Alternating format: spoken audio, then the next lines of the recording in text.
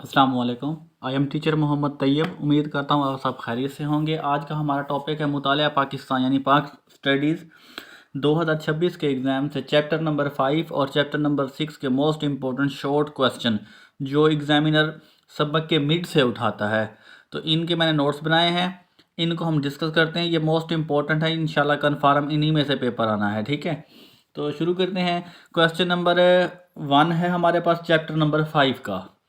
पाकिस्तान का कुल रकबा कितना है? अब ये जनाब एमसीक्यूज़ के लिहाज से भी पूछा जा सकता है, ओके, शॉर्ट क्वेश्चन के लिहाज से भी पूछा जाता है। मोस्ट इम्पोर्टेंट, पाकिस्तान का कुल रकबा 7,96,096 है। ठीक है, ओके। क्वेश्चन नंबर 2 है जी हमारे पास, पाकिस्तान की सबसे बड़ी पहाड़ी चोटी कौन सी है? Most important question according to the MCQs and the short question. Okay, Pakistan की सबसे बड़ी चोटी पहाड़ी यानी जो पहाड़ी चोटी कौन सी है? देखें ना, पहाड़ी चोटी कौन सी है? पाकिस्तान की सबसे बड़ी पहाड़ी चोटी नांगा पर्वत, मोस्ट इम्पोर्टेंट नांगा पर्वत है। अच्छा, आप इसमें जस्ट आपने शॉर्ट क्वेश्चन के लिहाज से इसको इतना ही स्टेटमेंट करनी है, नांगा पर्वत है। आप एमसीक्यूज के हवाले से आप ये देख लें, इसकी लंबाई कितनी मीटर है? 8126 मीटर इसकी लंबाई है नांगा पर्वत की। ओके, क्वेश्चन नंबर 3 है जी हमारे पास, दुनिया की सबसे बड़ी बुलंद तरीन पहाड़ी चोटी कौन सी है? पहाड़ी चोटी अब दुनिया की पूछ रहा है स्टूडेंट्स, आपने यहाँ पर फोकस रखना है। दुनिया की सबसे बड़ी बुलंद तरीन पहाड़ी चोटी, ठीक है, पाकिस्तान की नहीं पूछ रहा ये। अब माउंट एवरेस्ट दुनिया की सबसे बड़ी पहाड़ी चोटी है। ये जो आपके बॉक्स वाले क्वेश्चन होते हैं, क्या आप जानते हैं? उनसे निकाला हुआ है। ये एमसीक्यूज के लिहाज से मोस्ट इम्पोर्टेंट है। इसमें 3 सवाल क्रिएट होते हैं, मैं आपको समझाता हूँ। दुनिया की सबसे बड़ी पहाड़ी चोटी माउंट एवरेस्ट है। अब सवाल ये पैदा होता है, ये कहाँ पर वाक़ है? ये जो नेपाल में वाक़ है। अच्छा, इसकी लंबाई कितनी है? 88-48 मीटर है। ठीक है, शॉर्ट क्वेश्चन के लिहाज से जस्ट आपसे वो यही पूछेगा, कौन सी पहाड़ी, मतलब दुनिया की सबसे बड़ी बुलंद तरीन पहाड़ी चोटी कौन सी है? ये आपने याद रखना है। आपके नॉलेज के इजाफे के लिए मैंने ये दोनों ही मेंशन किए हुए हैं। ठीक है, वैसे एक लाइन का लाजमी करें इसको। अच्छा जी, क्वेश्चन नंबर हमारे पास है इस चैप्टर का 4। पाकिस्तान का सबसे बड़ा दरिया कौन सा है? Most important question according to the short. Okay, ये जी पाकिस्तान का सबसे बड़ा दरिया सिंध है। इसे इंडस रिवर भी कहते हैं इंग्लिश में। ओके, क्वेश्चन नंबर 5 इस चैप्टर का लास्ट क्वेश्चन है जी। पाकिस्तान का कौमी परिंदा और कौमी जानवर कौन सा है? इसमें मैं 2 सवालों को मैंने एक ही जवाब में कवर कर दिया। देखें, अलग अलग पूछा जाएगा। ये ज़्यादातर एमसीक्यूज के लिहाज से भी पूछा जाता है, शॉर्ट क्वेश्चन के लिहाज से भी पूछा जाता है, लेकिन ज़्यादा इंपॉर्टेंट जो है ना, ये एमसीक्यूज के लिहाज से ही आपने रखना है। शॉर्ट के लिहाज से जब आप कर लेंगे ना, तो एमसीक्यूज भी हो जाएगा इंशाल्लाह। आपने जस्ट इसको समझना है। पाकिस्तान का जी कौमी परिंदा जो है ना, चकोर है। और पाकिस्तान का कौमी जानवर कौन सा है जी? मारखोर है। अब ये जब आपको शॉर्ट याद हो गया तो इंशाल्लाह इजीली आपने एमसीक्यूज भी क्रैक कर लेनी है। आई होप आपको इस चैप्टर की अच्छी तरह समझ लग गई होगी। इस चैप्टर के ये मोस्ट इंपॉर्टेंट 5 शॉर्ट क्वेश्चन थे जो मैंने आपके साथ डिस्कस कर दिए। अब चलते हैं चैप्टर नंबर 6 पर। मुतालिया पाकिस्तान चैप्टर नंबर 6 है। इसमें मोस्ट इंपॉर्टेंट क्वेश्चन ये बार बार रिपीटेड है, हर पेपर में ही आता है।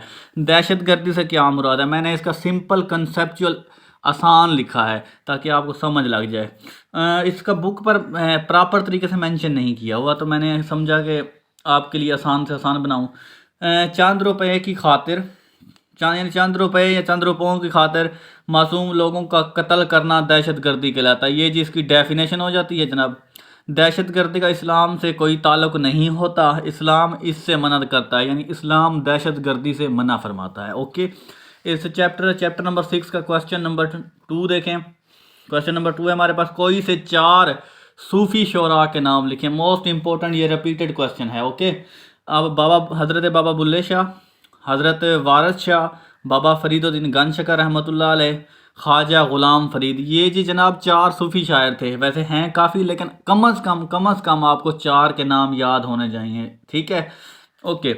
अच्छा जी, क्वेश्चन नंबर 3 है हमारे पास, बाबाए उर्दू किसे कहा जाता है? ये जी मोस्ट इम्पोर्टेंट है, बहुत ज़्यादा एमसीक्यूज़ के लिहाज से भी, शॉर्ट के लिहाज से भी।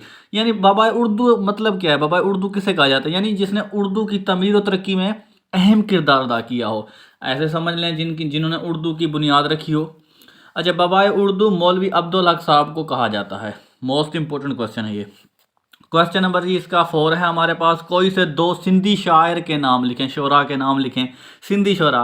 तो ये दो ही हैं किताब पर मेंशन, शाह अब्दुल लतीफ़ भिटाई, सचल सरमस्त।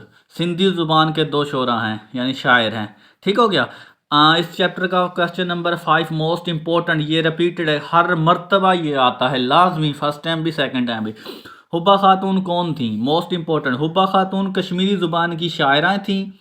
आपने कश्मीरी ज़ुबान में इश्क व मोहब्बत के किस्से बयान किए जी। ये एक लाइन का इसका जवाब है, मोस्ट इंपॉर्टेंट। 2 नंबर इंशाल्लाह पक्के हैं अगर याद कर लिया तो आपने। ये किताब पर भी है, ठीक है, लेकिन मशकी सवालात में नहीं है, ये दरमियान से उठाए हुए हैं मैंने, ठीक है। सुप्रीम कोर्ट ऑफ पाकिस्तान के पहले चीफ जस्टिस कौन थे?